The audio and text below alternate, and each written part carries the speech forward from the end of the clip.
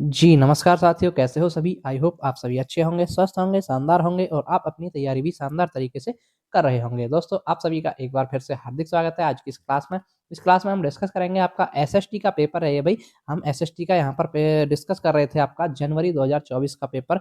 कौन-सा? जनवरी 2024 का जो आपका जनवरी में पेपर हुआ था, वो जनवरी 2024 का पेपर था ये एसएसटी का। पेपर 2 में एसएसटी पूछी पूछी जाती है भई आपकी।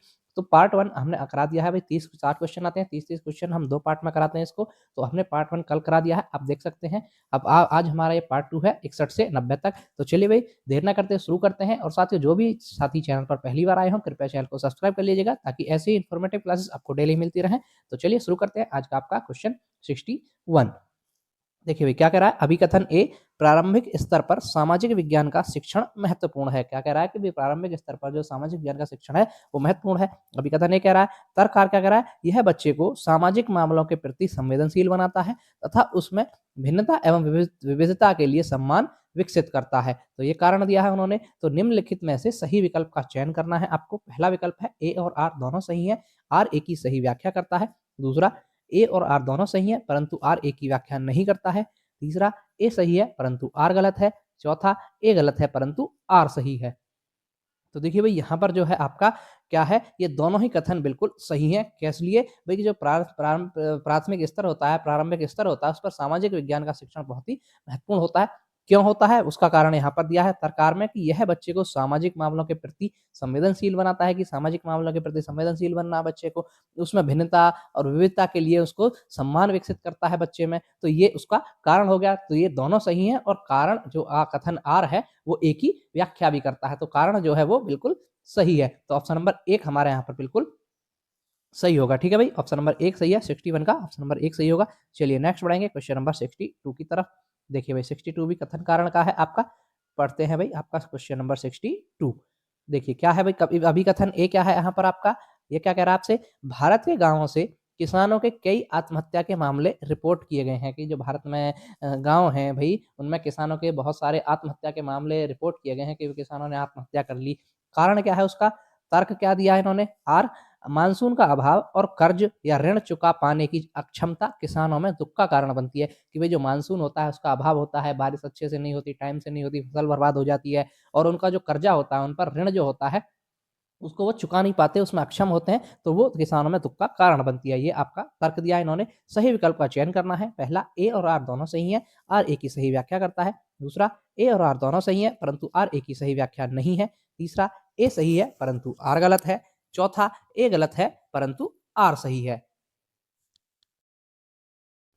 तो बताइए भई, क्या होगा इसका सही आंसर? देखिए इसका सही आंसर होगा ऑप्शन नंबर 2। क्या होगा भाई? सॉरी ऑप्शन नंबर 1 होगा कि ए और आर दोनों सही हैं और आर ए की सही व्याख्या भी करता है। क्योंकि ऐसा ही होता है अभी देखिए कि भारत में गाँव से आपको बहुत सारी रिपोर्ट मिलती हैं, न्यूज़ आती हैं, खबरें आती हैं कि भई किसानों ने आत्महत्याएँ कर ली, उनके मामले दर्ज किए जाते हैं। क्यों कर ली? तो मानसून का अभाव होता है, उन पर कर्जा होता है, कर्ज से दबे रहते हैं, उनसे कर्ज को चुकाने में अक्षम होते हैं वो। तो उस कारण से उनमें दुःख का कारण होता है कहीं न कहीं, तो वो आत्महत्या तक ले जाता है उनको ये दुःख। तो वो क्या होता है यहाँ पर बिल्कुल सही है, ये व्याख्या भी करता है ये कारण और एक अभिकथन एक ही। ठीक है भई? तो ऑप्शन नंबर 1 हमारे यहाँ पर बिल्कुल सही है। 62 का ऑप्शन नंबर 1 सही बिल्कुल। चलिए नेक्स्ट बढ़ेंगे क्वेश्चन नंबर 63 की तरफ। देखिए भाई 63 क्या है आपका? उन तात्कालिक उपायों की पहचान कीजिए जो महिलाओं की सुरक्षा तथा उन्हें नौकरी करने, पारिवारिक आय में योगदान करने एवं आत्मनिर्भर बनाने में सुनिश्चित करता है। तो ऐसा कौन से वो तात्कालिक उपाय हैं भई? कौन से उपाय कर सकते हो जो महिलाएँ क्या करेंगी? महिलाओं की सुरक्षा हो, उन्हें नौकरी करें, पारिवारिक आय में योगदान दें, आत्मनिर्भर बनें। तो वो क्या-क्या उपाय हैं? पहला ए है आपका बालवाड़ियों का प्रावधान, बी संसद में महिलाओं के लिए सीटों का आरक्षण, सी व्यावसायिक सुरक्षा का प्रावधान या डी रात की पाली या शिफ्ट के लिए लाने ले जाने की सुविधा की भाई जो रात की पाली या शिफ्ट होती है उसमें नौकरी करते हैं उसमें लाने ले जाने की सुविधा लगा दी कंपनी लगा दी जाए। तो इसमें से आपको बताएं कौन से उपाय किए जाने चाहिए। सही विकल्प का चयन करना है। पहला ए बी और सी, दूसरा ए सी और डी, तीसरा ए बी डी, चौथा ए बी सी और डी। तो देखिए यहाँ पर आपका सही जवाब है ऑप्शन नंबर 2 ए, सी और डी। ए, सी और डी जो है आपका ये बिल्कुल सही जवाब है। ऑप्शन नंबर 2 यहाँ पर करेक्ट होता है भाई 63 का। चलिए नेक्स्ट बढ़ेंगे क्वेश्चन नंबर 64। देखिए भाई 64 क्या है आपका? निम्नलिखित में से कौन से कथन परिप्रश्न उपागम में संबंध में सही हैं? अब आपका यहाँ पर पूछा है कि ऐसे कौन से कथन है जो प्रश्न उपागम में के संबंध में सही हैं। सही पूछा है यहाँ पर। ए है, यह समस्याओं को सुलझाने की क्षमता को प्रोत्साहित करता है। दूसरा, बी, यह साक्ष्य एकत्रित व मूल्यांकन करने के तरीकों का पता लगाने में मदद करता है। सी, शिक्षिका अधिगम की गति को तय करती है। या डी, यह एक जल्दी से सीखने का तरीका है। तो अब सही सबसे उचित विकल्प का चयन करना है आपको। ए पहला है ए और सी, दूसरा बी सी डी, तीसरा ए सी डी या चौथा ए और बी।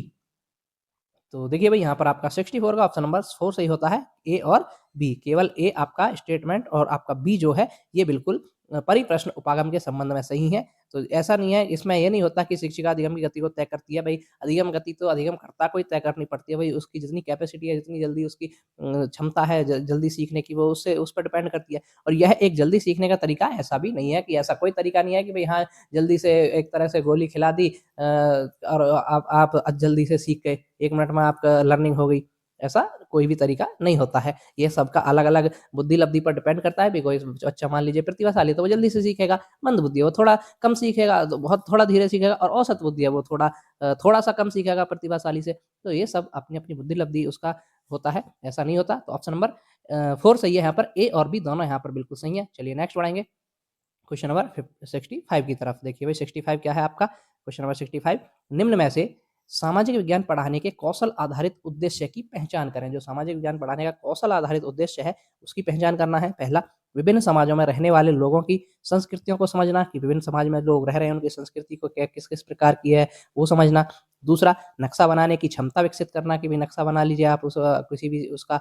तीसरा, अंतर और विविधता के लिए आदर विकसित करना या चौथा, महाद्वीपों का ज्ञान प्राप्त करना।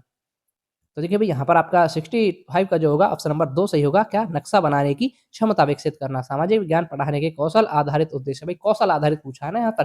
कौशल आधारित उद्देश्य तो वही होगा कि आप नक्शा बनाने की क्षमता विकसित करें। ठीक है? तो ऑप्शन नंबर 2 हमारे यहाँ पर बिल्कुल सही है। 65 का ऑप्शन नंबर 2 बिल्कुल करेक्ट होता है। चलिए नेक्स्ट बढ़ेंगे क्वेश्चन नंबर 66 की तरफ। देखिए भाई क्वेश्चन नंबर 66 क्या कह रहा है आपसे? निम्न अभिकथन ए तथा कारण आर पर विचार करें और सही विकल्प का चयन करें। ये आपका क्वेश्चन नंबर 66 है भाई। अभिकथन ए, विद्या विशेष जो सामाजिक विज्ञान को बनाती है वे हैं इतिहास, भूगोल, राजनीतिक विज्ञान तथा अर्थशास्त्र।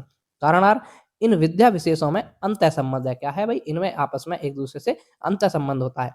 अब सही विकल्प चुनना है। पहला, ए और आर दोनों सही हैं तथा आर ए की व्याख्या करता है। दूसरा, ए और आर दोनों सही हैं तथा आर ए की व्याख्या नहीं करता है। तीसरा, ए सही है परंतु आर गलत है। चौथा, ए गलत है परंतु आर सही है। तो प्यारे साथियों यहाँ पर देखिए आपका जो दिया था आयोग ने वो यहाँ पर आपका ए दिया था भाई कि ए दिया था। यहाँ पर कुछ थोड़ी मिस्टेक थी इसमें, लगभग 2 के आसपास आंसर ठीक थे, तो इसलिए आयोग ने ए दिया था इसका आंसर। ठीक है भाई, चलिए आगे आगे बढ़ेंगे और वहाँ पर ए का आंसर आप फाइनल आंसर की में जाएंगे तो ए का मतलब दे रखा है 1,2। ए का मतलब दे रखा है फाइनल आंसर की में 1,2। इसका मतलब पहला और दूसरा सही है। अब देखिए पहला दूसरा दोनों कथन सही है, लेकिन यहाँ पर व्याख्या करता है और यहाँ पर नहीं करता है। ठीक है, आंसर की में यही दे रखा था भाई आपका ए के आगे 1 और 2 लिखा है तो पहला और दूसरा सही होना चाहिए। अब इस हिसाब से क्या है, दोनों सही तो हैं, लेकिन इनके अनुसार व्याख्या भी करता है और नहीं भी करता है ना? तो दोनों ही आंसर हो गए। तो आयोग ने ये दिए थे भाई। चलिए आगे बढ़ेंगे क्वेश्चन नंबर 67 की तरफ। 67 क्या है भाई? सामाजिक विज्ञान के मूल्यांकन के दौरान निम्नलिखित प्रश्न का उद्देश्य समझने में मदद करेंगे। भाई जो सामाजिक विज्ञान का मूल्यांकन है उसके दौरान आप निम्न इसमें से किस प्रश्न का उद्देश्य समझने में मदद करेंगे?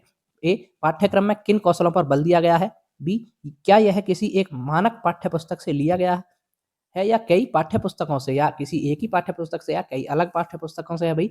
सी, पाठ्यक्रम की रूपरेखा कितनी विस्तृत है?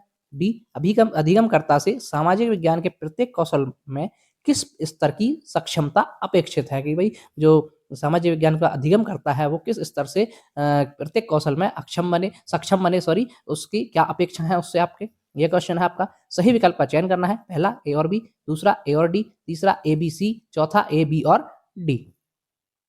तो देखिए भाई यहाँ पर आपका 67 का जो है ऑप्शन नंबर 2 है ए और डी। एक तो पहला प्रश्न कि पाठ्यक्रम में किन कौशलों पर बल दिया गया है और एक डी कि अधिगमकर्ता से सामाजिक विज्ञान के प्रत्येक कौशल में किस स्तर की जो सक्षमता है उसको अपेक्षित की गई है कि किस स्तर से सक्षम हो सके अधिगमकर्ता, वो अपेक्षित करना। तो ऑप्शन नंबर 2 सही है यहाँ पर। ठीक है भाई, 67 का ऑप्शन नंबर 2 सही है। ठीक है, चलिए नेक्स्ट बढ़ेंगे क्वेश्चन नंबर 68 की तरफ। देखिए भाई 68 क्या है आपका क्वेश्चन?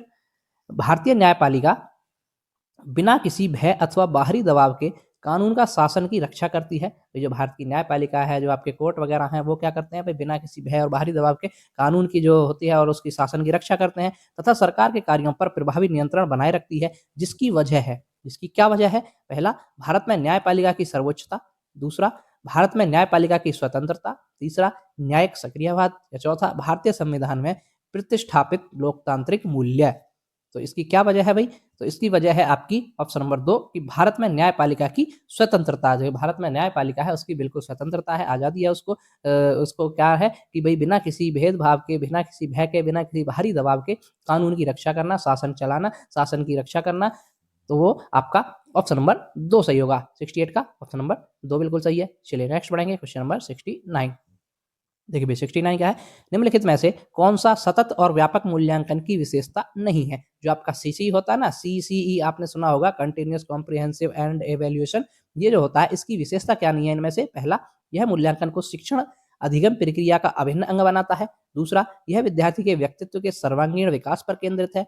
तीसरा, यह विद्यार्थी के शैक्षिक विकास के साथ सह शैक्षिक पहलुओं का भी आकलन करता है। चौथा, यह विद्यार्थी के अंक आधारित कार्य मूल्यांकन पर केंद्रित है। तो देखिए भाई सीसीई जो है वो आपका मूल्यांकन को शिक्षण प्रक्रिया का अभिन्न अंग बनाता है, बिल्कुल सही बात है। विद्यार्थी के व्यक्तित्व का सर्वांगीण विकास केंद्रित करता है, ये भी सही बात है, सीसी यही करता है। यह विद्यार्थी के शैक्षिक और सह शैक्षिक यानी स्कॉलास्टिक और को स्कॉलास्टिक जो होते हैं आपके, उनको भी, उनका पहलुओं का भी आकलन करता है, ये भी बिल्कुल सही बात है, सीसी यही करता है। लेकिन सीसी ये नहीं करता कि अंक के आधार पर कार्य का मूल्यांकन केंद्रित होता है, सीसी में ये नहीं होता। तो ऑप्शन नंबर 4 हमारे यहाँ पर बिल्कुल सही होगा, हमसे नहीं पूछा था, तो ऑप्शन नंबर 4 है। चलिए आगे बढ़ेंगे, क्वेश्चन नंबर 70 पढ़िए भाई। 70 क्वेश्चन क्या है आपका? औद्योगिक क्षेत्रों में स्थित कई कारखाने तथा फैक्ट्रियों में अस्थायी श्रमिकों को रखा जाता है, क्योंकि भाई जो औद्योगिक क्षेत्र होते हैं आपके, उनमें कारखाने और फैक्ट्रियां होती हैं, उनमें जो क्या होता है, कुछ अस्थायी श्रमिकों को रखा जाता है, स्थायी नहीं होते, वो अस्थायी होते हैं। वो क्यों रखा जाता है? ए, वे उन्हें अपनी सुविधा अनुसार रख और निकाल सकते हैं। बी, वे स्थायी कर्मियों को मिलने वाले वेतन तथा अन्य नौकरी संबंधी हित लाभों पर बचत करते हैं। सी, अस्थायी कर्मी बिना समय पर ही भत्तों की मांग किए लंबे समय तक काम करते हैं। डी, स्थायी कर्मियों की तुलना में अस्थायी कर्मी अधिक परिश्रमी होते हैं। अब ABCD आपको यहाँ पर कथन है, सही विकल्प का चयन करना है। पहला A, B और C, दूसरा B, C और D, तीसरा A, B और D, चौथा A, B, C और D। तो प्यारे साथियों यहाँ पर आपका सही जवाब है ऑप्शन नंबर 1। क्या है भाई? ऑप्शन नंबर 1 ए, बी और सी। क्या है? ये कंपनियां होती हैं भाई, उन्हें अपनी सुविधा अनुसार रख और निकाल सकती हैं। सही बात है, इसीलिए रखते हैं वो अस्थायी कर्मियों को। वे स्थायी कर्मियों को मिलने वाले वेतन और अन्य नौकरी संबंधी हित लाभों की भी बचत करते हैं। सही बात है भाई, स्थायी करोगे तो आपको उन्हें वेतन वगैरह जो और भी अन्य लाभ होते हैं, बीमा वगैरह, वो भी देने पड़ेंगे, तो इसलिए वो अस्थायी रखते हैं। और क्या है कि अस्थायी कर्मी बिना समय पर ही भत्तों की मांग किए लंबे समय तक काम करते हैं। बिल्कुल सही बात है, अस्थायी कर्मी ऐसा ही काम करते हैं, तो इसलिए कंपनियों को इससे फायदा होता है, इसीलिए वो कंपनियां अस्थायी श्रमिकों को रखती हैं। ABC यहाँ पर बिल्कुल सही बात है। ठीक है भाई, ऑप्शन नंबर 1 हमारे यहाँ पर बिल्कुल सही है। चलिए नेक्स्ट बढ़ेंगे, क्वेश्चन नंबर 71 है भाई, रिक्त स्थान को सही विकल्प से भरें। एक दृढ़ डैश डैश का विकास करने के लिए सतर्क और सजग जनता की आवश्यक है। भाई एक क्या आपको दृढ़ किसका विकास करना है जिसके लिए सतर्क और सजग जनता की आवश्यकता है? ए, राजतंत्र, बी, लोकतंत्र, सी, गुटतंत्र या डी, एकतंत्र। तो देखिए वो है आपका भाई लोकतंत्र। क्या हो जाएगा आपका? एक लोकतंत्र के होगा यहाँ पर ऑप्शन नंबर 2 सही होगा। 71 का ऑप्शन नंबर 2 सही होगा। क्या होगा भाई? लोकतंत्र। एक दृढ़ लोकतंत्र का विकास करने के लिए, एक दृढ़ लोकतंत्र का विकास करने के लिए सतर्क और सजग जनता की आवश्यकता होती है भाई। तो ऑप्शन नंबर 2 हमारे यहाँ पर बिल्कुल सही जवाब है। ठीक है दोस्तों, चलिए भाई नेक्स्ट बढ़ेंगे क्वेश्चन नंबर 72 की तरफ। चलिए भाई 72 क्वेश्चन क्या कह रहा है आपसे?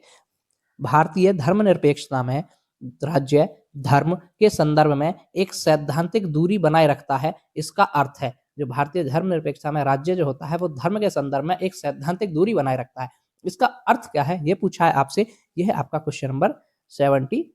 कौन सा है भैया? क्वेश्चन नंबर लिख देते हैं यार, फिर भूल जाते हैं भैया। क्वेश्चन नंबर 72 है भाई आपका ये।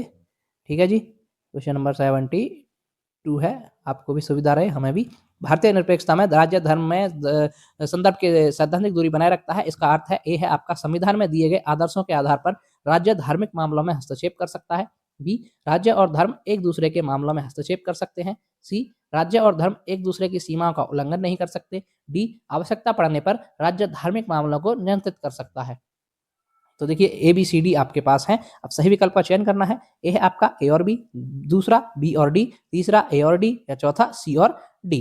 तो देखिए 72 का यहाँ पर ऑप्शन नंबर 3 सही है। कौन सा? ऑप्शन नंबर 3, ए और डी। ए आपका और डी। क्या ए में क्या है भाई? संविधान में दिए गए आदर्शों के आधार पर राज्य धार्मिक मामलों में हस्तक्षेप कर सकता है ना। संविधान में जो दिए गए आदर्श हैं उनके आधार पर कर सकता है राज्य धार्मिक मामलों में हस्तक्षेप। और डी क्या है? आवश्यकता पड़ने पर राज्य धार्मिक मामलों को नियंत्रित भी कर सकता है। भाई अगर ज्यादा ही जरूरी है, ज्यादा ही आवश्यकता है तो कर सकता है। तो ऑप्शन नंबर 3 हमारे यहाँ पर बिल्कुल सही जवाब है। ठीक है भाई, 72 का ऑप्शन नंबर 3 बिल्कुल सही है। चलिए नेक्स्ट बढ़ेंगे क्वेश्चन नंबर 73 की तरफ।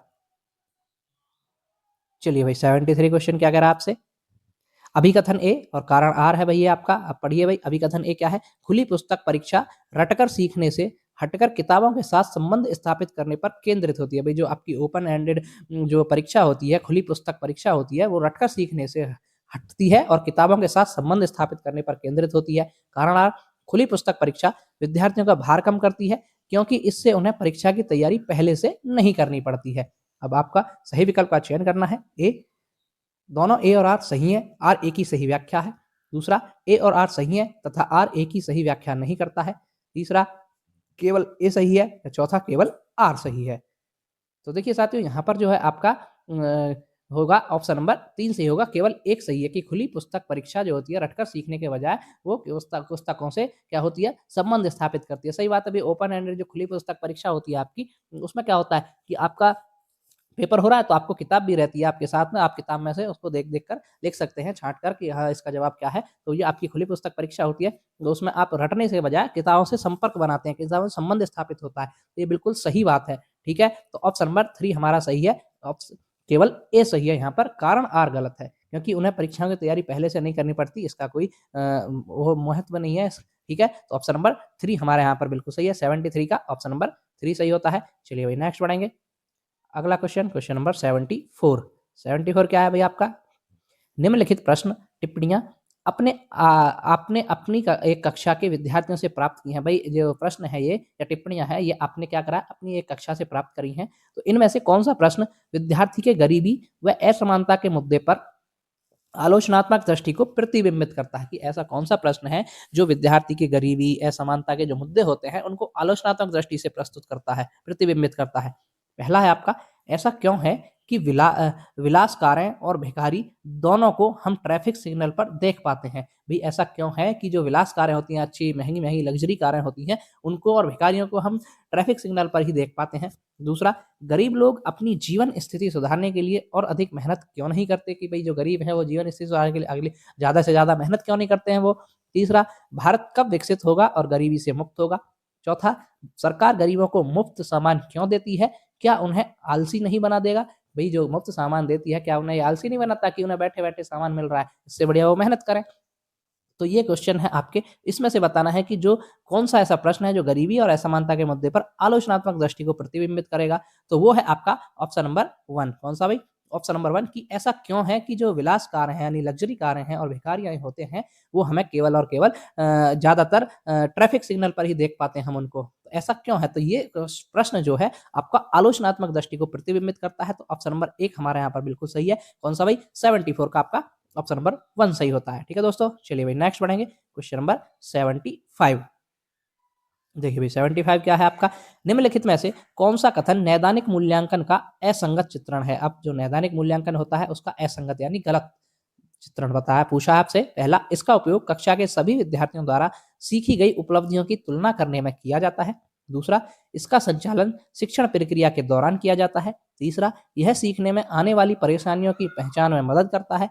चौथा, यह प्राय औपचारिक कक्षाओं के बाद किया जाता है। तो देखिए नैदानिक मूल्यांकन जो होता है, डायग्नोस होता है आपका, डायग्नोस्टिक इवैल्यूएशन जो होता है, वो इसीलिए होता है भी आपको पता लगा जाए कि कहाँ कमियाँ रह गई हैं, कहाँ ड्रॉबैक रह गई हैं, जिनसे विद्यार्थी सीखने में असफल हो रहा है। तो ये आपका होता है नैदानिक मूल्यांकन। तो इसके बारे में गलत पूछा है कि गलत चित्रण कौन सा है? तो वो है आपका ऑप्शन नंबर 1 क्या? कि इसका उपयोग कक्षा के सभी विद्यार्थियों द्वारा सीखी गई उपलब्धियों की तुलना करने में किया जाता है, ऐसा नहीं होता है। अभी डायग्नोस का मतलब होता है आपका कमियों का पता लगाना कि वो कहाँ कमी रह गई है, बच्चा कहाँ नहीं सीख पा रहा, कहाँ उसकी कमी है, उसको पता लगाना। उसके बाद रेमेडियल टीचिंग देना, उपचारात्मक कक्षा दे दी जाती है, ठीक है? तो ऑप्शन नंबर 1 सही है यहाँ पर। चलिए भाई नेक्स्ट बढ़ेंगे क्वेश्चन नंबर 76 एनसीएफ 2005 देखिए यहाँ पर एनसीएफ की बात हो रही है भई, अब पहला क्वेश्चन आया है।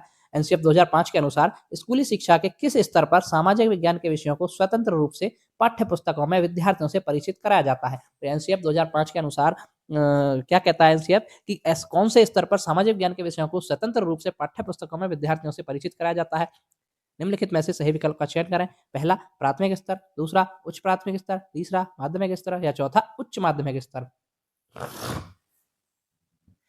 तो प्यारे साथियों यहाँ पर आपका सही जवाब है ऑप्शन नंबर 2 उच्च प्राथमिक स्तर। क्या भाई? उच्च प्राथमिक स्तर यानी आपका 6 टू 8 जो आपकी होती है क्लास, उनमें आपका कराया जाता है सामाजिक विज्ञान का, अलग से आपका एक सब्जेक्ट होता है, ठीक है? 6 टू 8 अलग से किताबें दी जाती हैं, 6 टू 8 हो जाएगा यहाँ पर आपका सही जवाब, ठीक है? 76 का ऑप्शन नंबर 2 सही है भाई। चलिए नेक्स्ट पढ़ेंगे क्वेश्चन नंबर 77 की तरफ। निम्न में से कौन सा स्रोतों के बारे में सही है?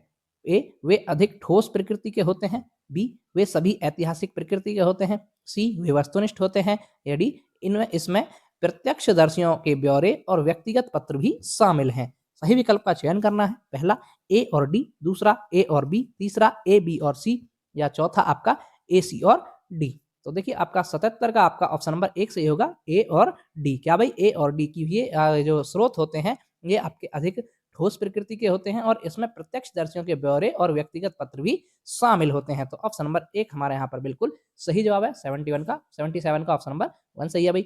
चलिए नेक्स्ट बढ़ेंगे क्वेश्चन नंबर 78 की तरफ। देखिए भाई आपका क्वेश्चन नंबर 78 क्या कह रहा है आपसे, पढ़िए भाई। निम्नलिखित में से कौन सी कक्षा गतिविधि विद्यार्थियों में समाज में मीडिया की भूमिका को आलोचनात्मक दृष्टि से देखने में मदद करेगी? भाई ऐसी कौन सी गतिविधि है जो विद्यार्थियों में समाज और मीडिया की जो भूमिका होता है उसको आलोचनात्मक दृष्टि से देखने में मदद करेगी? ए क्या सरकार किसी खबर को टीवी पर चलाने से रोक सकती है? वह ऐसा क्यों करेगी? विषय पर छात्रों द्वारा कक्षा में परिचर्चा करवाना। बी किसी एक मुद्दे पर छात्रों को अलग अलग अखबारों के कतरनों को इकट्ठा कराना और उनके विवरण की तुलना करने को कहना। सी छात्रों से व्हाट्सएप और अन्य सोशल मीडिया पर आई खबरों को एकत्रित करवाना तथा उसका शैक्षणिक संसाधन के रूप में इस्तेमाल करना। अब सही विकल्प का चयन करना है। पहला ए और बी, दूसरा ए और सी, तीसरा बी और सी, या चौथा आपका ए बी और सी। तो बताइए यहाँ पर आपका सही जवाब है। सही जवाब है आपका ऑप्शन नंबर 1 क्या भाई? ए और बी। ए क्या है क्वेश्चन की क्या सरकार किसी खबर को टीवी पर चलाने से रोक सकती है कि भाई कोई खबर टीवी वाला चला रहा है तो उसको रोक सकती है क्या? वह ऐसा क्यों करेगी? इस विषय पर छात्रों से परिचर्चा करवाना, ये आपका आलोचनात्मक दृष्टि से संबंधित क्वेश्चन है भाई, ठीक है? और बी क्या है? किसी एक मुद्दे पर छात्रों को अलग अलग अखबारों के कतरनों को इकट्ठा कराना और उनके विवरणों की तुलना करना। तो ऑप्शन नंबर 1 हमारे यहाँ पर बिल्कुल सही है। ए और बी यहाँ पर सही होंगे, ठीक है दोस्तों। चलिए भाई नेक्स्ट बढ़ेंगे क्वेश्चन नंबर 79। देखिए भाई 79 क्या है आपका? निम्नलिखित में से किस विषय के शिक्षण के लिए ट्री चार्ट अति उपयुक्त रहेगा? भाई जो ट्री चार्ट होता है आपका वो सबसे ज्यादा उपयुक्त किस विषय के लिए रहेगा, ये पूछा है आपसे। पहला शासक के शासनकाल का सार देने के लिए, दूसरा एक विशेष काल में ऐतिहासिक घटनाओं जैसे युद्धों, क्रांतियों अथवा सामाजिक आंदोलनों के पदानुक्रम को सचित्र दिखाने के लिए, तीसरा आधुनिक इतिहास पढ़ाने के लिए, या चौथा आयु, जेंडर, नस्ल इत्यादि जैसे जनसांख्यिकी चरों के वितरण के लिए। तो साथियों यहाँ पर आपका सही जवाब है ऑप्शन नंबर 2 क्या? कि एक विशेष काल में ऐतिहासिक घटनाएं जैसे युद्ध, क्रांतियां, सामाजिक आंदोलन, इनके पदानुक्रम को एक सचित्र दिखाने के लिए आपका ट्री चार्ट सबसे उपयुक्त रहेगा। ऑप्शन नंबर 2 यहाँ पर बिल्कुल सही है। 79 का ऑप्शन नंबर 2 सही होता है। चलिए नेक्स्ट बढ़ेंगे क्वेश्चन नंबर 80। देखिए भाई 80 क्वेश्चन क्या कह रहा है आपसे? निम्नलिखित में से कौन सा संसाधन या रणनीति एक सामाजिक विज्ञान की कक्षा को समावेशी बना सकती है? भाई ऐसा कौन सा संसाधन होगा या रणनीति होगी इनमें से जो एक कक्षा को समावेशी बनाएगी? पहला विभिन्न समुदायों और क्षेत्रों के लोगों की कहानियों और तस्वीरों का प्रदर्शन करना, दूसरा केवल समाज के प्रभुत्व विचारों को सिखाना, तीसरा आसपास के उदाहरणों से बचना, या चौथा केवल पाठ्य पुस्तकों से उत्तर देने के लिए प्रोत्साहन करना। तो देखिए यहाँ पर आपका सही जवाब है ऑप्शन नंबर 1 क्या? विभिन्न समुदायों और क्षेत्रों के लोगों की कहानियां और तस्वीरों को प्रदर्शन करना, ये आपका समावेशी कक्षा बनाने में मदद करेगा। ऑप्शन नंबर 1 बिल्कुल सही है। चलिए नेक्स्ट क्वेश्चन नंबर 81। देखिए भाई 81 क्या है आपका? ऐसा संभव है कि आपकी कक्षा में हाशियाई समुदाय के छात्र भी हों। भई ऐसा हो सकता है, हाशियाई समुदाय के छात्र भी हो सकते हैं। इसलिए जब आप हास्यकरण पर कक्षा में बात कर रहे हों, तो विषय प्रस्तुत करते हुए आपको निम्नलिखित में से किन बातों पर ध्यान रखना चाहिए? भई हास्यकरण पर आप कोई विषय प्रस्तुत कर रहे हैं, कुछ बात बोलेंगे, आप बात करना चाहते हैं, तो पहले आपको ये समझना है, देखना है कि भई हमारी कक्षा में हाशियाई छात्र हैं, समुदाय के होते हैं। अगर मान लीजिए यहाँ पर क्वेश्चन यही है कि आपके पास कक्षा में हाशियाई समुदाय के छात्र हैं, तो आपको क्या किन-किन मुद्दों पर ध्यान रखना है बात करने के लिए? खास समुदायों का नाम लेने पर उन समुदायों से आए लोग असहज महसूस कर सकते हैं। भई हो सकता है कि आप उनका नाम लें, उनसे समुदाय से आए लोग असहज महसूस कर सकते हैं, हो सकता है, होता है ऐसा, ह्यूमन नेचर है। बी, इस तरह के मुद्दों को संवेदनशीलता से संभालना चाहिए। सी, कुछ छात्र अपने साथ हुए भेदभाव को साझा करने में शर्मिंदा महसूस करते हैं। डी, विद्यार्थियों से जबरन अपने अनुभव साझा कराना चाहिए।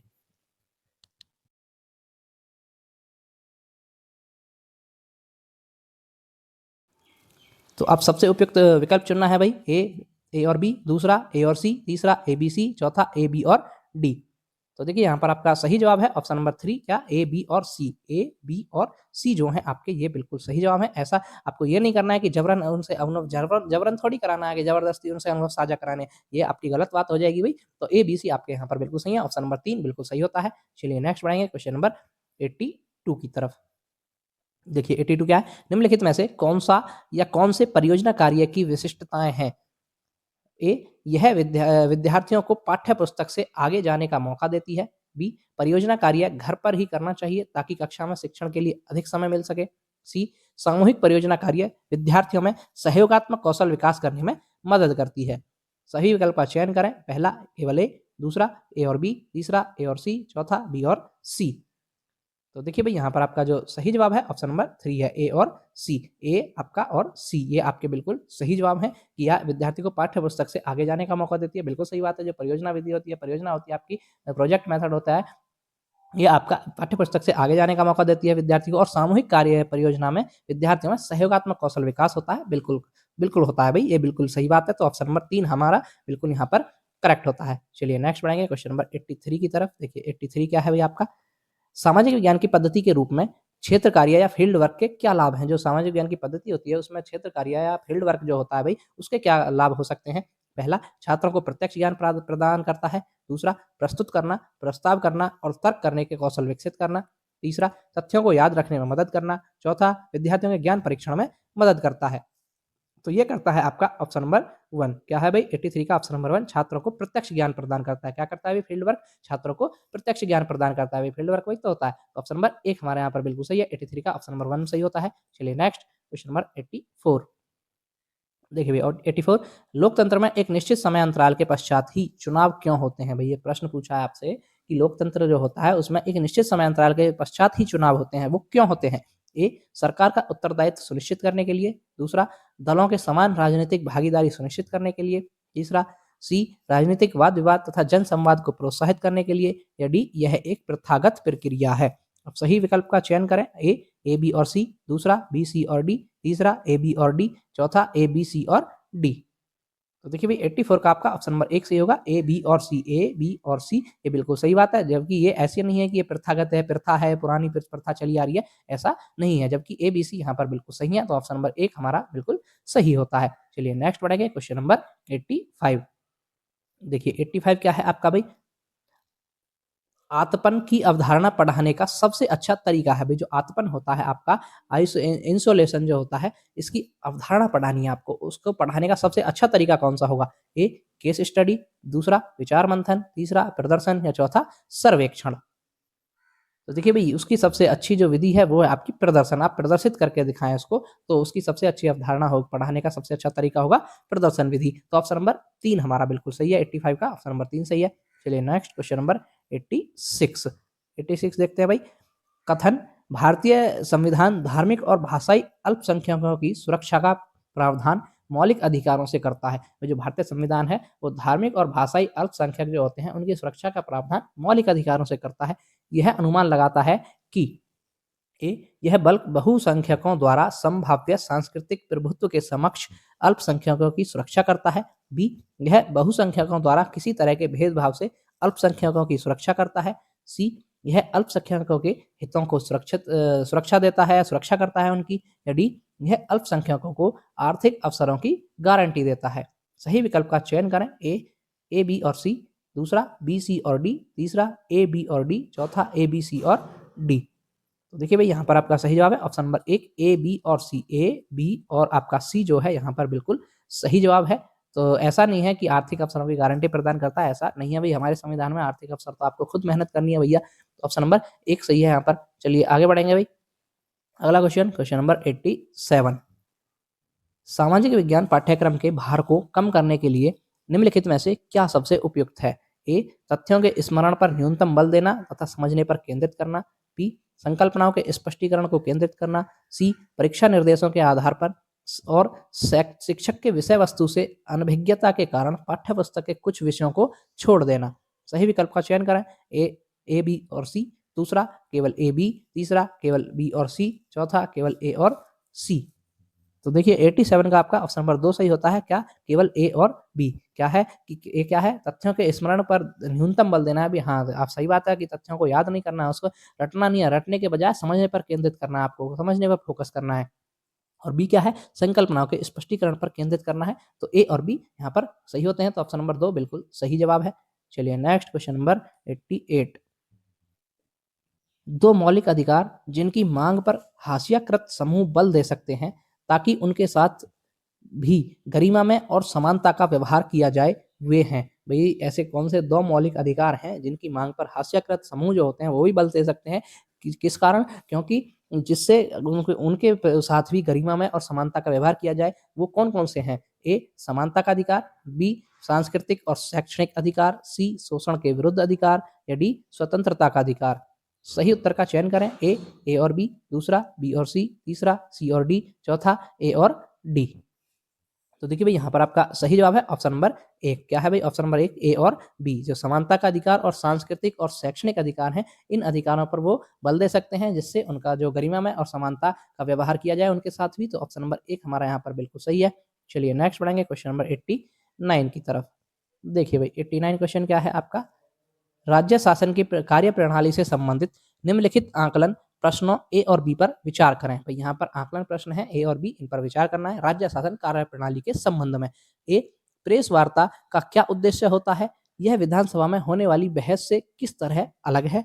बी, उन निर्वाचित प्रतिनिधियों के लिए किस शब्द का प्रयोग होता है जो सत्ता दल के सदस्य नहीं होते हैं तथा सरकार के फैसलों पर सवाल उठाते हैं? सही विकल्प का चयन करना है। एक, ए संज्ञानात्मक ज्ञान की जांच करता है जबकि बी तथ्यात्मक ज्ञान की। दूसरा, एक तथ्यात्मक ज्ञान की जांच करता है जबकि बी संकल्पनात्मक ज्ञान की।